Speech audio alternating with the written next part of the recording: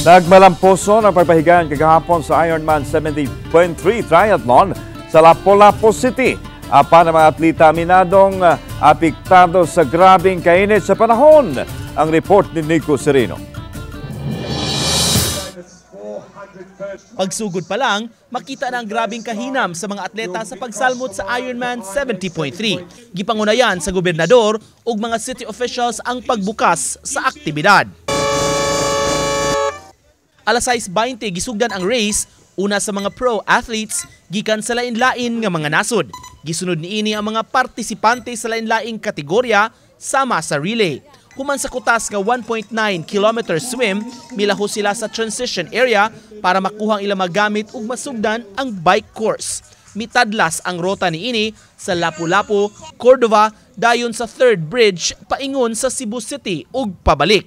Gisunod ang run course sa mukapin sa 21 kilometros nga rota patuyok sa may Punta Engaño area. Sa pagpahigayon sa race, kanunay gipahinumduman ang mga atleta nga magmatngon sa grabing kainit ug siguroon nga makahydrate.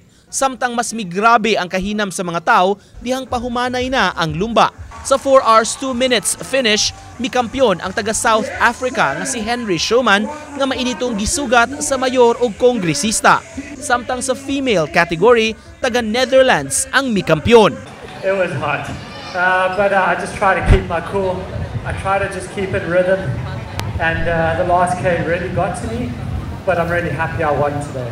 You know, even on the course, cycling out to CC Lex Briggs, you know, it's amazing the amount of support. So thank you everyone to be out here. Yeah, I can only agree with that. Yeah, I'm just incredibly proud that I've been working so hard in the last couple of years, and I had some obstacles, I had some setbacks, but really guys, if you keep working hard, if you keep believing in yourself, then one day it will pay off. So keep chasing your own goals.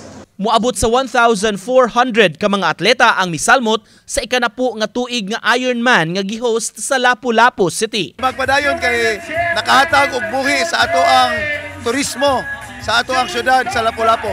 Doon ay mga challenges no in preparation like sa atong karsada and even atong gi-event yun ang ato ang karsada para sa ilang bike, sa ilang run o atong mga stray dogs nga atong gipang rescue.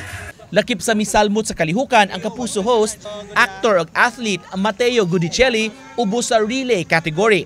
Swim ug bike ang iyang gisalmutan alang sa iyang team. The swim in Cebu, nindot kayong swim sa Cebu, one of the best swims in the world. Very important the hydration stations and of course the cheers of mga Cebuano, yung pinaka-importante para ma-motivate atong mga atleta. Wala karon. Uban ni Marlon Melgazo, Nico Sereno, Balitang Bisdak.